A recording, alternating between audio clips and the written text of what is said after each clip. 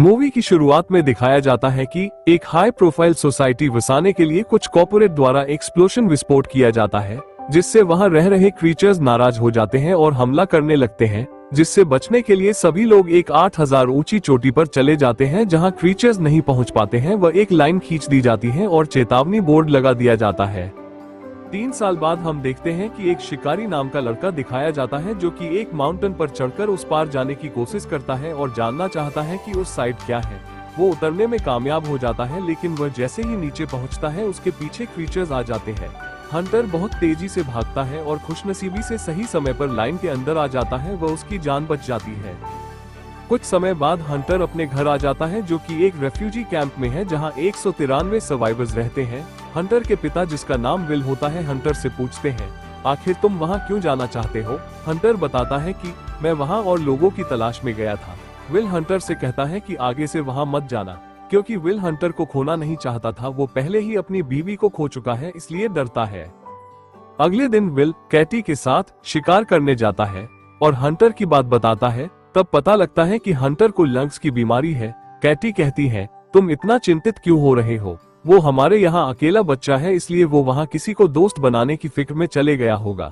आगे हम एक वैज्ञानिक नैना को देखते हैं जो बुलेट्स पर रिसर्च कर रही है, जिससे क्रीचर्स को मारा जा सके, क्योंकि आम बुलेट्स क्रीचर्स पर कुछ भी असर नहीं करती है। इधर हंटर की लंग्स की बीमारी उखड़ जाती है। विल जल्दी से मशीन चालू करता है और हंटर का ट्रीटमेंट करता है। बदकिस्मती से विल के पास वह लास्ट फिल्टर था जो हंटर की बीमारी में काम आता है। विल मैप्स देखता है क्योंकि अब उसे लाइन क्रॉस करनी ही होगी। हंटर के लिए फिल्टर लाना बहुत जरूरी हो गया था।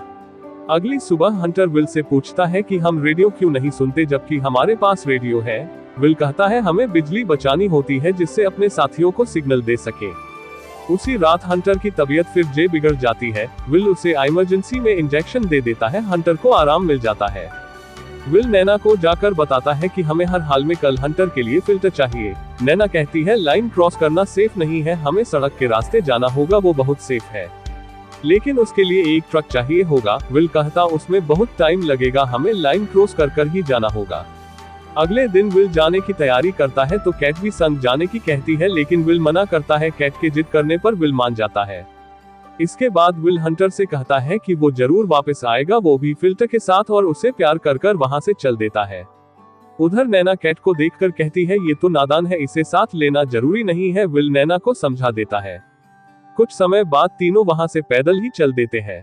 चलते चलते उन्हें कुछ कबाड़ के ट्रक दिखते हैं। ट्रक्स वो तीनों तलाशी लेते हैं, लेकिन उनमें काम का कुछ भी नहीं मिलता है। विल को एक खराब गन मिलती है। कैट कुछ बुलेट्स को पेड़ से छिपा देती है और कहती है यहाँ कुछ नहीं है, सब फिजूल है। नैना कहती है कैट अपनी बकवास बंद करो। इस पर कैट बुरा मान जाती है और नैना से लड़ने लगती है। विल दोनों को अलग करता है। वह कैट से बकवास बंद करने को कहता है। इतने में ही उन सबको किसी के आने की आहट होती है। वो देखते हैं कि बहुत सारे क्रीचर्स खड़े हैं। विल वहां से निकले की कहता है।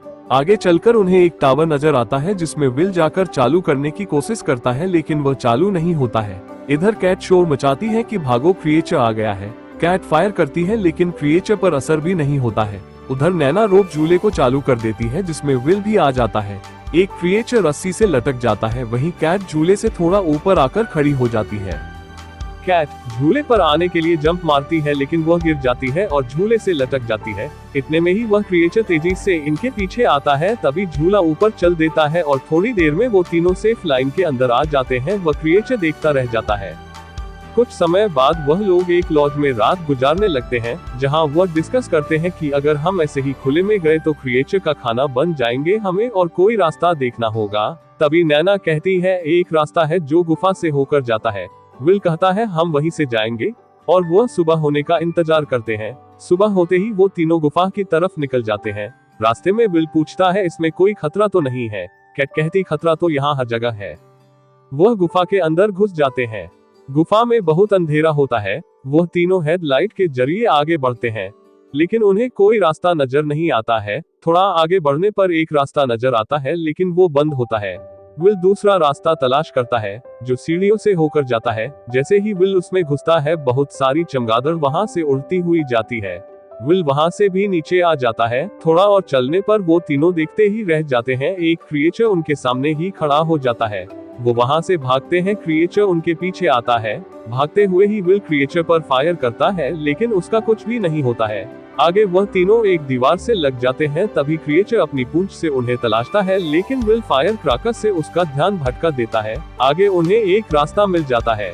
विल पत्थरों को जल्दी जल्दी हटाता है और अंदर घुस जाता है। नैना भी अंदर चली जाती है, लेकिन कैट का पैर क्रिएचर पकड़ लेता है, वह खींच कर ले जाता है। नैना व विल बाहर आ जाते हैं और नैना रोते हुए कहती है, कैट मेरी वजह से मरी है। तभी हम देखते हैं कि नैना को एक बकरी का बच्चा मिलता है, जिसे वे अपने साथ ले जाती है। रात को लॉज में खाना खाते समय विल नैना से पूछता है, अब क्या प्लान है? इस बार सॉलिड प्लान होना चाहिए, जिससे क्रीचर्स को मात दी जा सके। नैना कहती है, अब मेरे वाले प्लान को ही अपनाते हैं। नैना कहती है, अब हम ट्रक से जाएंगे। अगले दिन विल और नैना ट्रक से निकलते हैं और लाइन क्रॉस कर जाते हैं। कुछ समय बाद हम देखते हैं कि वो दोनों रिसर्च सेंटर के अंदर पहुंच जाते हैं। कुछ देर में विल को फिल्टर मिल जाते हैं। वह विल जल्दी जल्दी उन्हें बैग में भर लेता है। इतने में ही वहां एक क्रिएचर आ जाता है। विल व नैना भागने लगते हैं, लेकिन वो उन दोनों को बाहर नहीं निकलने देता है। कुछ देर में विल को क्रिएचर अपनी पूंछ से दबा लेता है। नैना समय रहते उसकी पूंछ को काट देती है। वह दोनों विस्फोट कर क्रिएचर को मारने का प्लान बनाते हैं। वह कुछ देर में वह सफल भी हो जाते हैं और क्रिएचर नीचे जाकर पुल में गिर जाता है।